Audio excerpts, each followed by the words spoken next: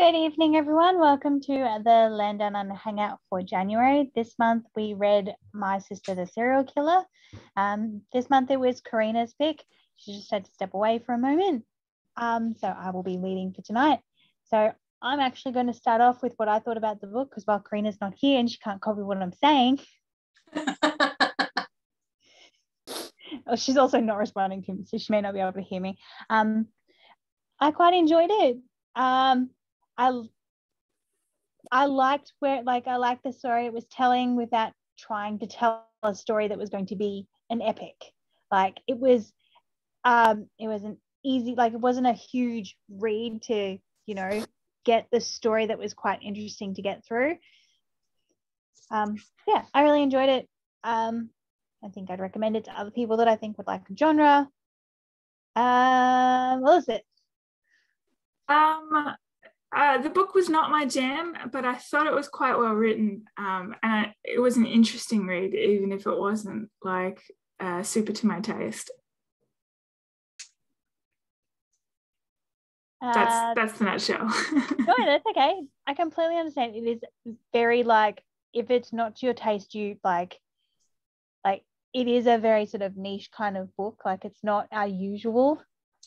Sorry. And even though it wasn't to my taste, I did think it was well written, and like there were some interesting things to think about in it. So I'm looking forward to the discussion. Kirsten. I quite enjoyed it. I found it a fairly quick read. I had issues with the ending, but we will get to that later. I'm trying to think what else. I really quite identified with the main character. And I probably should just save all the more details to later, but I did quite enjoy it. But yeah, wasn't a fan of the ending. No worries. Bobby, what did you think? Okay, so this was on my TBR, and so I was really glad that Karina picked it because it had been sitting there for a while and I wasn't sure when I was going to get to it. So thank you for finally getting me off my bum so that I'd actually read it. I agree with Elizabeth. I thought the writing side of it I really enjoyed. Like I would be really happy to go and try other things by this author to see, like to enjoy the writing style. The story itself made me very angry. I'm happy, like I'm sure we'll get into probably the bits that made me angry later on as we discuss it, but it made me very, very, very angry. So yes, I had kind of strong emotions where I was just like, oh, I was glad I read it, but I was just like, never again, arg, by the end. So and Liv? Yeah, so like Bobby, it's been on my TBR for a while, but I quite enjoyed it because it was, again, the writing's really good. It's really easy to read. I think I probably read it across one day, to be honest. Although that has been this month anyway, so I'm not sure if that accounts to anything. I did like the main protagonist, and again, it was a really interesting concept as a book. But now thinking on certain aspects of it, which I wasn't really focusing too much because I was just enjoying the ride. I think we'll discuss a little bit more about that later. So yeah.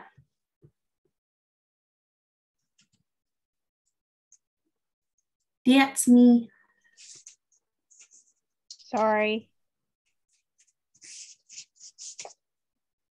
So Karina's done a couple of questions sort of to think about for us to talk about for the book.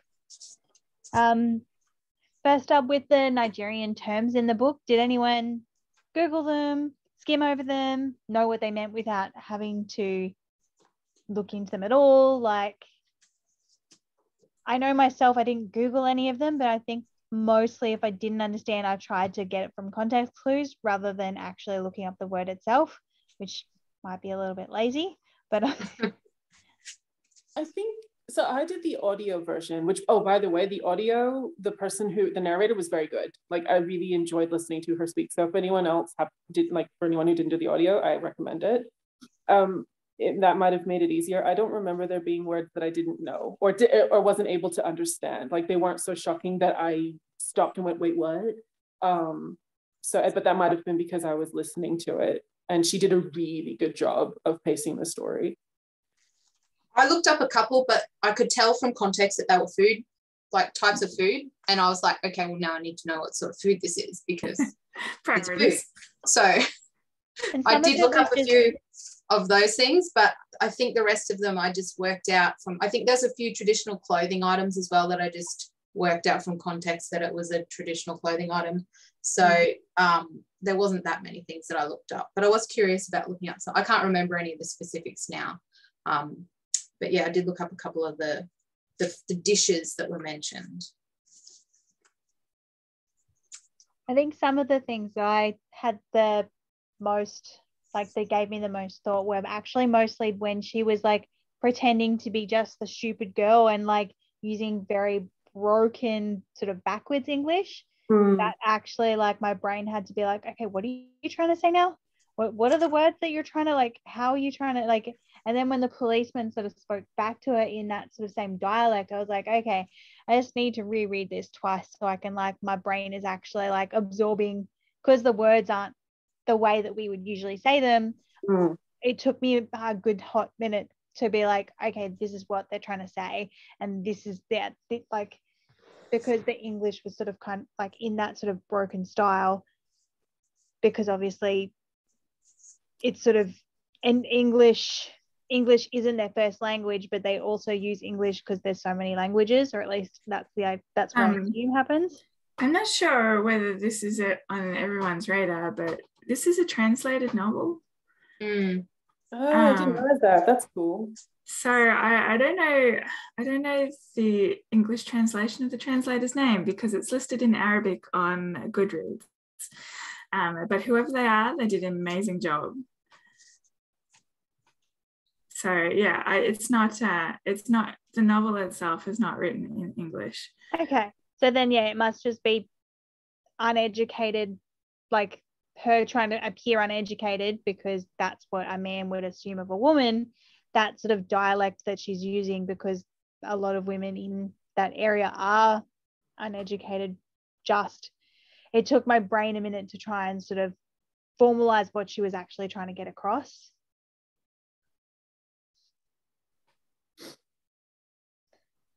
Liv, did you have any thoughts before I? So I did notice similar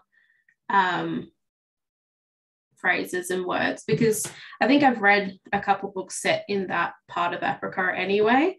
Again, wouldn't necessarily say I knew the exact context of everything, but and didn't Google it because, you know, I'm lazy too. But yeah, I think you sort of understood the context of some of them.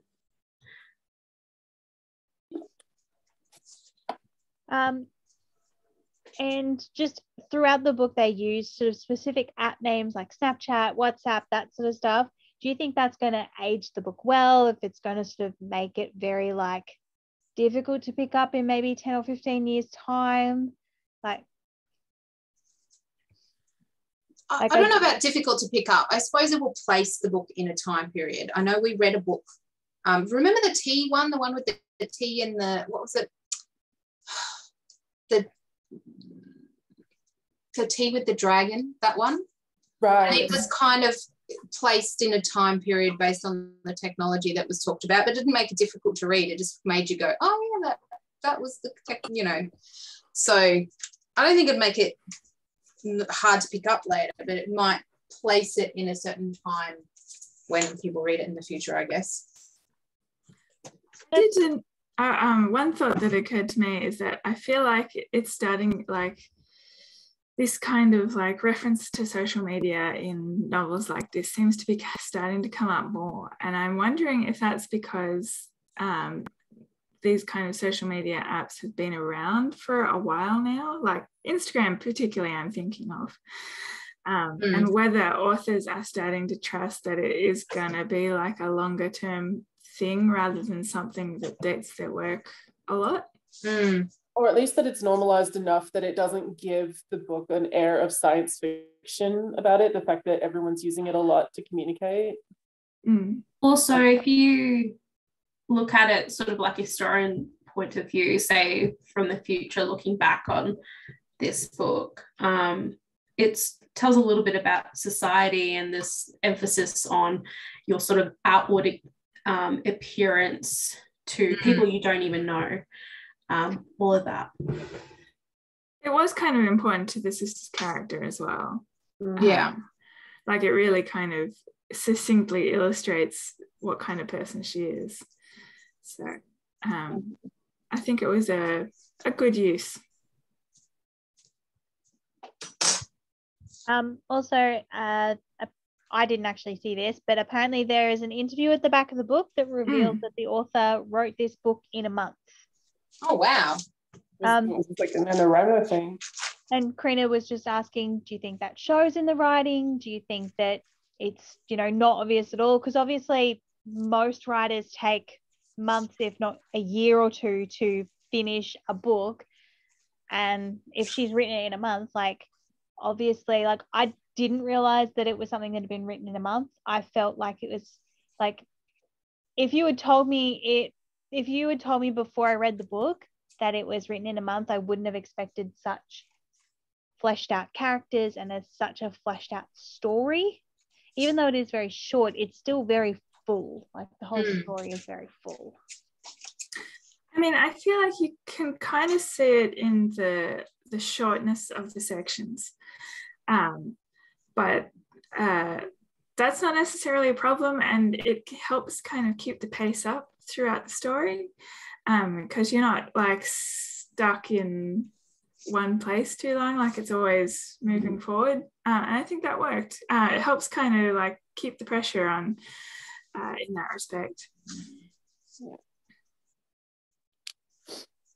I wouldn't have guessed. I mean, but the writing was the style of writing was the bit that I liked the most out of the whole book. So yeah, I really like the writing, but I wouldn't necessarily say if it takes you years to write a book that it's necessarily better, because, for example, look at the behemoth that the George R.R. Martin books are. I think it's gotten to the point, like, he's a good writer, but it probably, as he tries to tie up the series, it's probably not going to work as well as he hoped. Anyway, that's my thoughts on another series that we won't get into. Yeah, length certainly does not equal better. No, not at all. And I don't feel like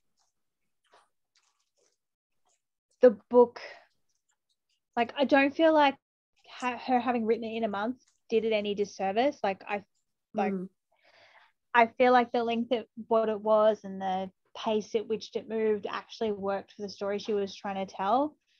And I think part of it may have just been not luck, but muse on her behalf that just gave her such a fully fleshed story that she could get down onto the paper quickly as well. Like obviously she had this story that she could kind of just put out fairly quickly. It wasn't something that she needed to spend a lot of time mulling over each of the steps of what was going on and that sort of stuff. Like, she may have been thinking about it before she started writing, but like the writing portion of it, obviously she had a lot of it already in her mind, or it obviously came out very easily for her, and like that's great. And it shows that it was very not easy to write, but that it flowed well. Like, it doesn't feel like it was jolting around for her.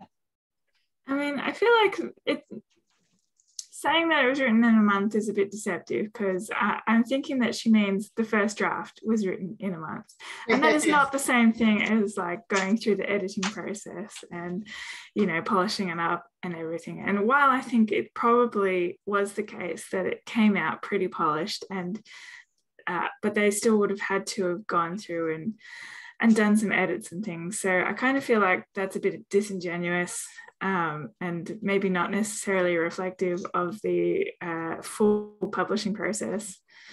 No, not at all. Like, I realized that obviously the full publishing process would have taken longer than a month, because obviously Publishing dry in and of seals. itself takes a lot of time, because that's a very skilled job that takes time to like invest and make sure that everything works, and then sending it back to the author to approve said edits and go through it all.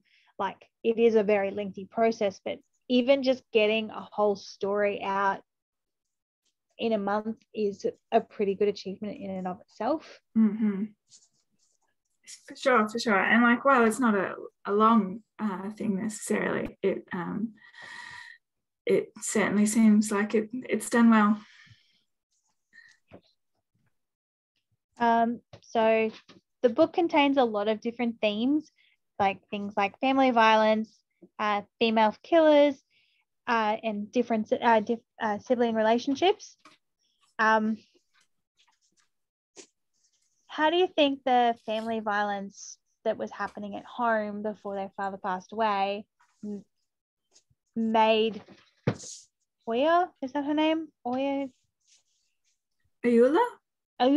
thank you. I was like, it starts with an AY and I can't think of the rest of her name. My brain just like lost it. I'm sorry. But how do you think that formed her? And do you think that if she had a more caring father, do you think she would have turned out to be a person who kills her partners? I think you could, based on how she's portrayed, you could argue that either way, because it sounds like a lot of what was causing her, like what encouraged her to like continue or to feel like she was kind of invincible, was the fact that she was so good at manipulating everyone around her. And I don't know that that's necessarily something that comes from a domestic violence situation necessarily. It could be that's a very tricky, and that, like, when you get into psychology and what causes people to behave one way or the other based on past trauma, that's a very tricky, like messy ball of rubber bands sort of thing, like what's putting pressure on what. But I would argue that it's maybe that had an impact, but I think the society that she grew up in, that very much favored the very beautiful woman, the woman who looked a certain way, who behaved a certain way, who could smile a certain way. And because you have the two, one got away with so much, and that can just as much like foster narcissistic behavior and some other things that can lead to that type of acting out, just as much as what you see with her sister, who is very quiet and is always like just goes off and kind of hides in her job and really wants things but never goes for it because no one ever looks at her. They just look at her sister. So. I think with her father as well, to outward appearances, everyone thought that he was a really good man, good father, good husband, all of that. So maybe he had I don't think it really delves too much into him, but she might have learnt certain mannerisms, like, again, that the charisma, the maybe a little bit of gaslighting, all of that, from that sort of role model.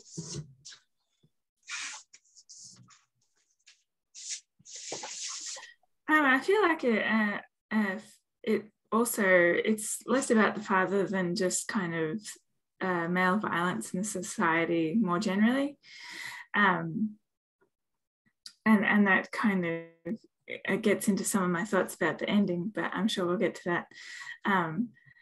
But yeah, it's not just like father, but it's like all the police officers and all the kind of male authority figures that they interact with, like the head of the hospital, like the love interest, all of it, like kind of connects in and fosters kind of that sort of sense of threat.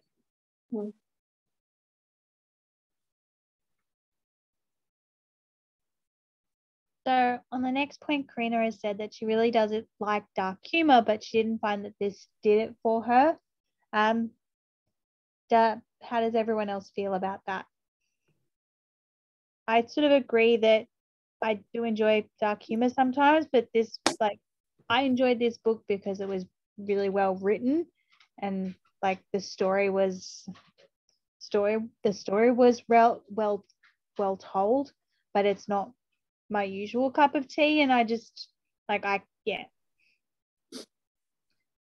had trouble finding the humor, and I was wondering if maybe some of it was a cultural thing that I understood it was meant to be like a dark satire, and I was reading it and I just didn't see it. I couldn't find the satire anywhere, or even just the dark humor anywhere. It was kind of dark, but I just wasn't sure where the humor was meant to be. Yeah, if anyone else did get the humor, please tell me what I missed. No, I didn't. I was surprised because I hadn't really read anything about the book until after I'd finished it, and I started looking at reviews, and I was surprised to hear so many reviews saying about how funny it was, and I was like, I did not get that from this. This made me angry, and it made me sad and upset, and I didn't like, dark humor is not my thing, so that's probably doesn't help. But yeah, I did not get the humor part. I didn't either. I don't know where the humor was supposed to be. Like, I don't know what was supposed to be the humor part of it. Like, if it was just supposed to be humorous because the pretty girl was killing people. Sorry, my dog is trapped under a piece of art. Give me a sec. Okay. Definitely gonna jump on there. I did not see the humor in it at all. Yeah, it was kind of, and I had thought that maybe it was supposed to be that way, because I mean the main character certainly doesn't have much of a sense of humor.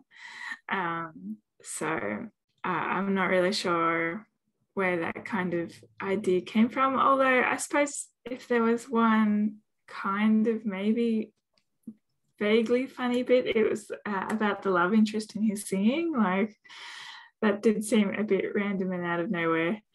The love interest, which one? The doctor, and how he sings to the child to calm it down after the vaccination. It's like the first introduction of him, pretty much. And he sings so beautifully that like everything stops. It was a bit Disney princess. But like that was the only kind of vaguely like strange approaching humor, I guess, or like satire. But I think like whenever that part happened, like I sort of was like, oh, the narrator's in love with him. Like that was the only tip off. I didn't see it as a, oh, that was funny. I was just like oh, this narrator's totally gone for him, and so that's why obviously everything seems to stop and we zoom in. But that wasn't, I'm like, I don't know, that wasn't dark humor. I was just, to me at least, I was just like, okay. Well, kind of vaguely satire, but like not quite there maybe. But that was like the closest thing I can think of that might be construed as humor. Yeah.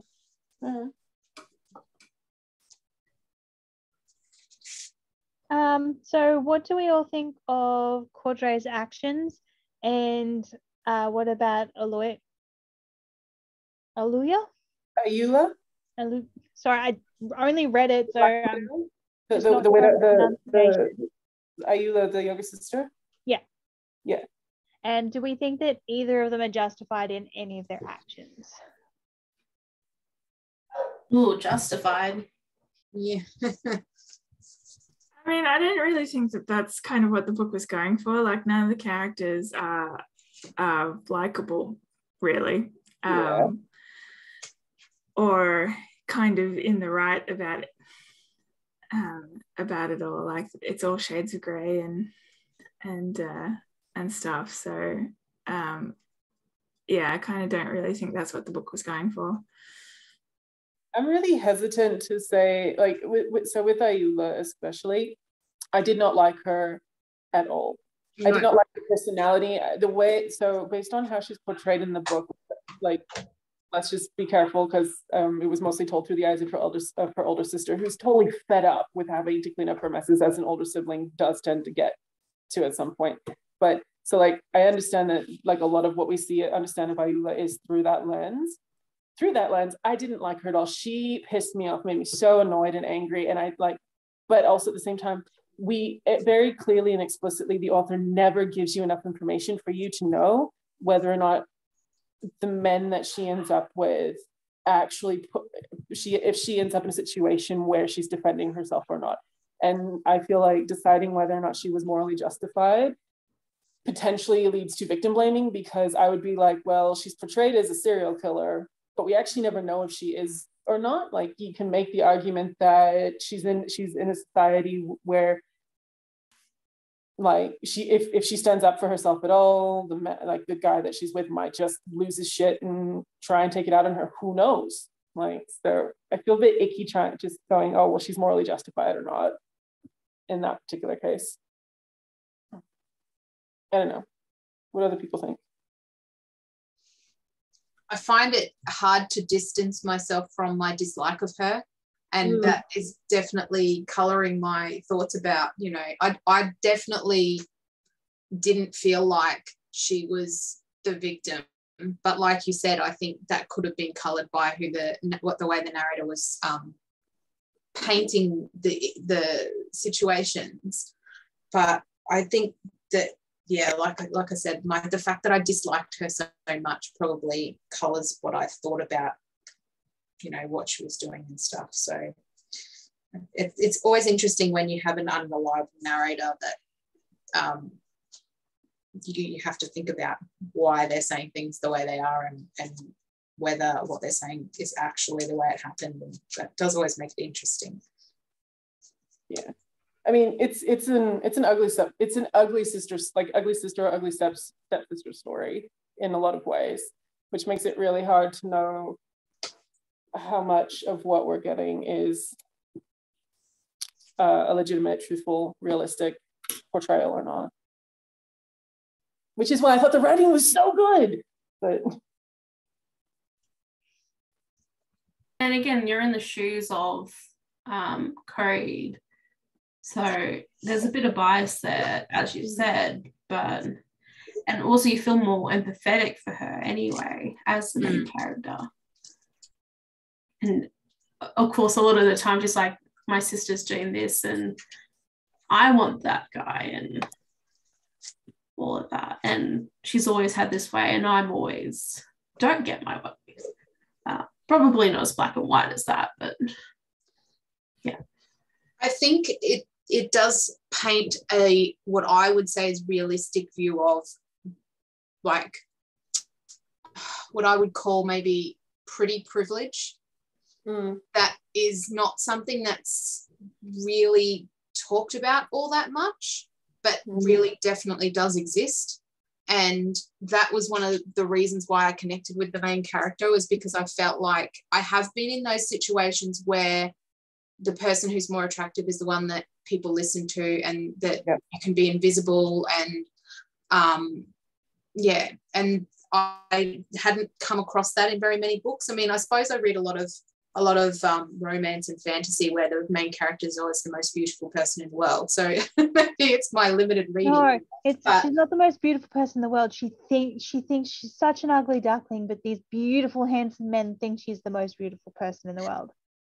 Yes, they always think that they're the ugly duckling, but every other character always describes them as so beautiful. And but I'd say it's something that comes up in YA a lot more. I think the pretty privilege sort of gets tackled a bit there sometimes, more than in like adult fiction. Yeah, well, I haven't read a huge amount of YA, so that probably has an effect on that. But yeah, I did like that this book did talk about that concept. Yeah. I'm with you, Kirsten. Me too.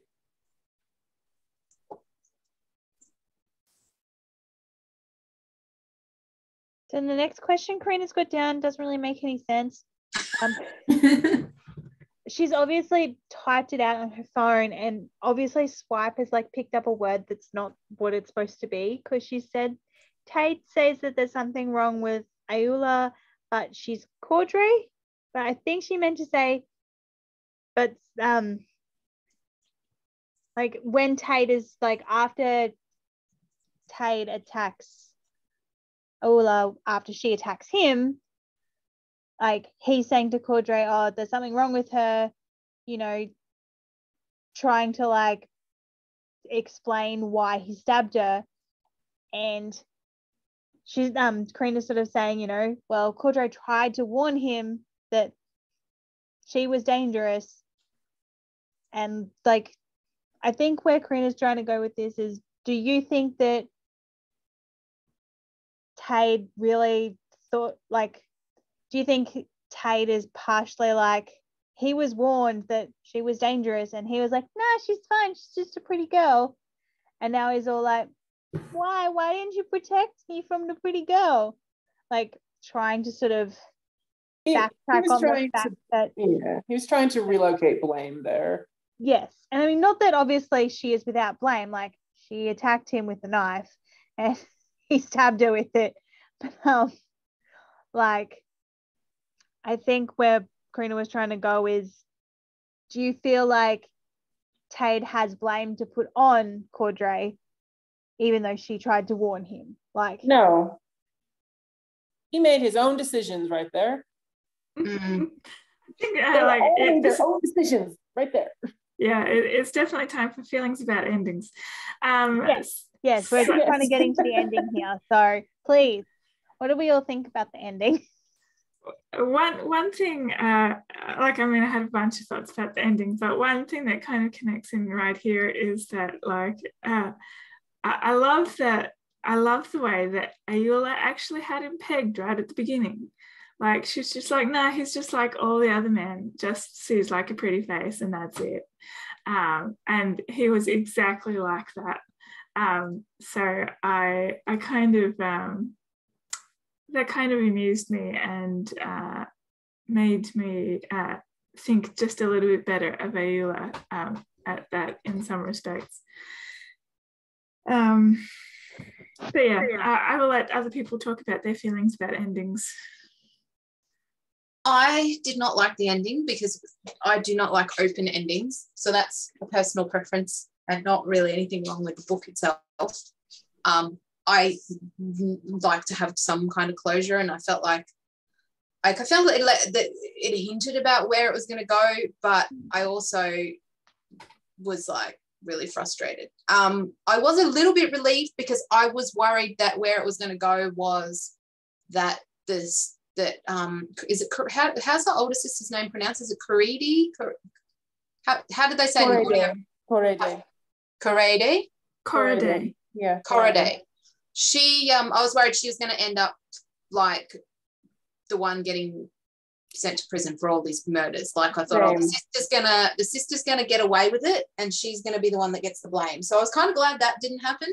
But I also feel like the way it was left is it's like eventually that's what's going to happen, because she's going to keep on supporting her sister, and the sister's going to keep killing people. And eventually, when the shit hits the fan, you know which one's going to get away with it and which one's not. And it makes me upset. Yeah. I was hoping for an ending where she realizes that, you know, what she's doing is not okay, and she stops helping her sister with all this stuff. But I think she'd gotten herself in so deep that how can she, if she doesn't help her cover up all the future ones, then they'll find out about all the past ones that she helped with, and so she'll still be screwed no matter what happens. But yeah, I think I was upset because it was like, I can't see a way out where this can end nicely, and I like nice endings. Yeah, I think from the start, I don't think this is going to be a happy ending. It was a bit sad that it had that open ending, that she pretty much, as you said, continuing it. But what I was actually hoping, again, not wanting sad endings, things like that, was her to just go, hey, I made a new friend in this coma patient. Let's just be best friends and get away from this place, because he obviously didn't like his family either. Yeah, so, I wanted something to happen with him. I was hoping that something more interesting would have happened with him. I either thought he was going to wake up and he was going to be the one that,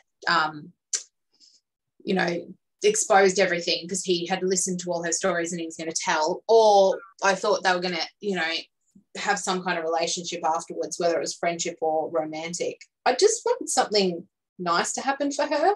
I felt really bad for her, and I know that she, you know, she's helping her sister get away with murder, so it's not like she's a good person really, but I just wanted good things for her, and I don't. I really wanted her to tell her sister to go get stuffed by the end. Yeah. I really wanted that. Yeah, it didn't happen. So I was frustrated to start with that, like, nothing had changed at the end. But kind of as I was thinking about it a bit more, I actually kind of liked the way that it ended, because it resulted in the sisters sticking together. Like, the problem is, though, that Ayoola comes across as so self-absorbed that you don't buy that she looks up to her sister, which was like an important point that was made, like that she really admires Corriday. But it wasn't really sold. But the revelation of what had happened in their past and the way that they had saved each other was really important for the ending, for the reasons that they're sticking together. And I also felt that the rest of the story illustrates quite clearly why Corriday can't just leave. Like, she can't just go off on her own, because she would be vulnerable. She'd be really vulnerable to kind of the violent male authority figures that are in the society. Like, she would be an easy target, and someone who would just be vulnerable. So she can't just go off on her own. But like the coma patient is kind of also a problem in his own way, like just like ditching his wife, and like he's not really a great person either, and would always have this kind of leverage over her. So it's not like it would be an equal relationship. So in the end, although I didn't really like, even though the ending frustrated me to begin with, I'm like, actually, you know what, this makes the most sense for this story. I think after talking about it, the point of the book is everybody's awful. Yeah. This is why it's not a Mel book. Everybody is awful, always. I just like it, Mel's. Yeah, this is why it is not a Mel book, is because everyone is awful. I mean, even Corriday, like, even though like you might kind of identify with her a bit, she's not a nice person. Like, she's really dour, and she's very strict. She's obsessed with cleaning. Like, she's just not she's not a nice person, and she's not a forgiving or kind person. So the last note that Karina made was the notebook. Like, I expected something to come of the notebook, because Corriday kept writing down notes in that notebook the whole way through the story, and then it kind of just was nothing at the end. Yeah, Chekhov's gun did not go off. Yeah, like I was like, are the police going to find it, and like that's how they will get arrested, or like what's like. I was sure that something was going to come of this notebook, because like they made it a point to like be like, she's writing another name in that notebook, kind of thing, and nothing happened with it. It was nothing. Well, it was kind of funny that, because like although she's really strict with Ayoola about like her online presence and everything, I mean, check out some of her Google searches, man. Some of those are very sus. I mean, I suppose as a nurse, her searching for how to get rid of blood in clothes probably could be like talked away. Like, I'm a nurse, of course I need to know how to get blood out of clothes. Yeah.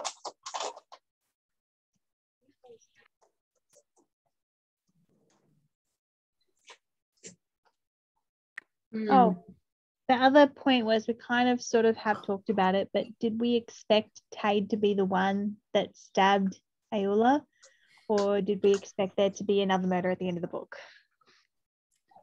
Definitely expecting another murder. Yeah. Yeah. Yeah, I didn't see that one coming. So don't either. Now, I wanted to bring up a review that I read because I was like, I need somebody else's opinion on this because I didn't know what she was talking about. So there's a review on Goodreads where the reviewer is talking about a hidden story and how there's these clues that are in the chapter and it's to do with ellipses. And I did not really understand what she meant. Did anyone see the review I'm talking about? I'll post it up. I don't know how to, hang on. I'll see if I can post it in the chat, but hang on, I might just put the text. Yeah, that's... Do you want me to put it in this chat? Kristen, since it's a recording and people might watch it, it might be a good idea to do screen share instead. Okay. I can't remember how to do that. Okay. Well, can you read it out loud? Yeah, I suppose I could read it out loud. Okay, so it's just that it's a little bit long. So she says, if you haven't read the story, stop here and go read the story.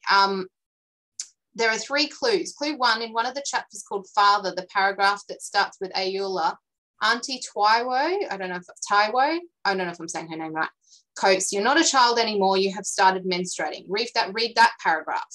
Clue 2, from one of the chapters called Father, read the paragraph that starts with one day he was towering over me, spitting pure hell.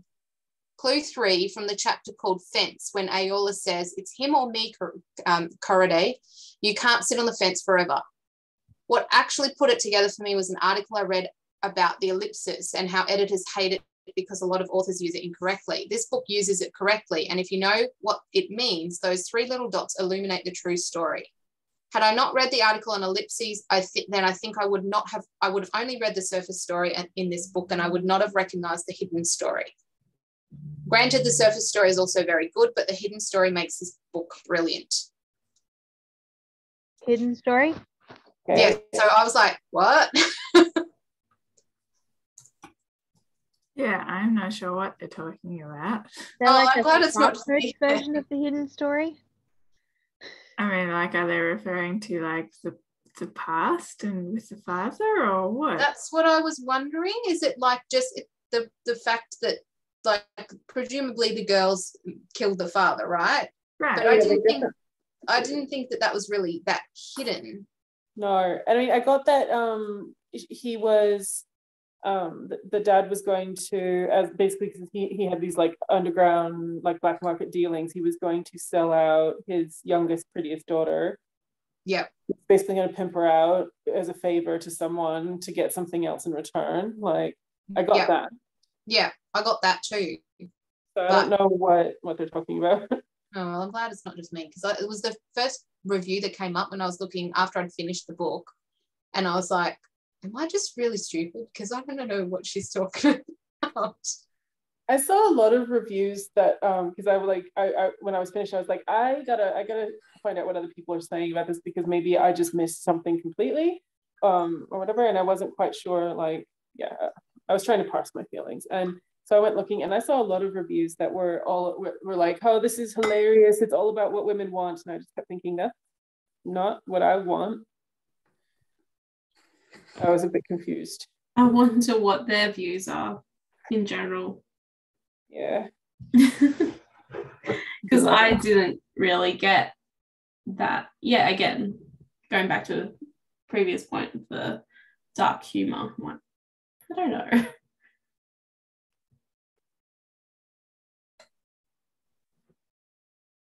Yeah, I don't know what they mean by hidden story. Sorry, guys. Got nothing. Well, I I'm went glad to Google that it and I couldn't see anything. Yeah, I just Googled it too, and I'm like, I can't find anything about a hidden story. I think that person was full of crap. I think they must just mean the backstory, like, because, like, I mean, they do kind of come out and say that the girls killed their father. It's pretty, like, you can put the pieces together fine. Yeah. Maybe they thought that it was more obscure than it actually was. I don't know. I kind of got the impression that all the flashbacks were meant to kind of give you this sense of where Ayula kind of had her origin. Yeah. Like what maybe started everything for her. Yeah.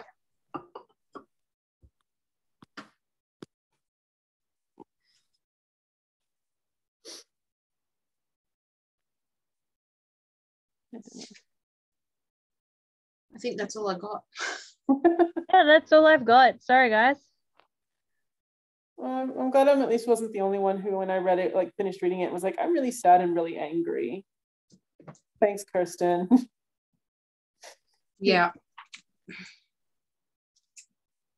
Oh, one very funny thing I think I say just before we finish off is that because this is not like our usual genre of story, I wasn't entirely sure whether it would turn into one of our genre of story and whether it would be like the dagger had possessed a Euler or something. That would have been interesting. Yeah. So for a while I was wondering, is this where we're going, or is it just like a contemporary thriller? And it turned out to just be a contemporary thriller, but the presence of the dagger there had me wondering for a bit. The spirits control the dagger. Yeah, exactly. Yeah. So very entertaining.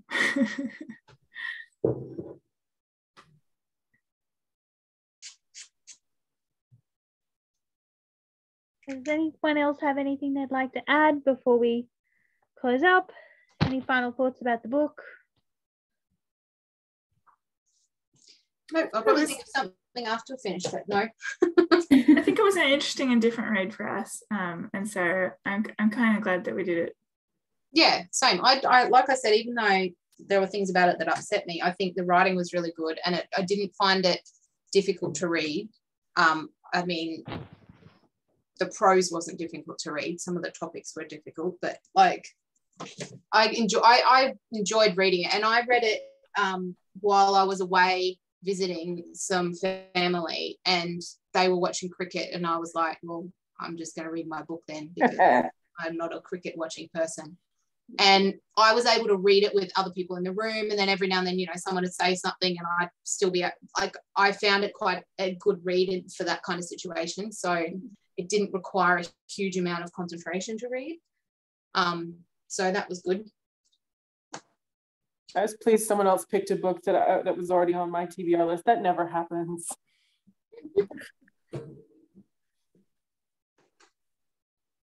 It was in my periphery in terms of my TBR. I wasn't on the top of it, so I'm actually glad I read it. Well, it's like normally I'm the one, like I know Karina reads some slasher horror and stuff, but usually I'm the one sitting over here with like my ever-growing TBR horror list and all the good SF I usually get from you guys. But like, yeah. Yeah, nice horror is not my genre.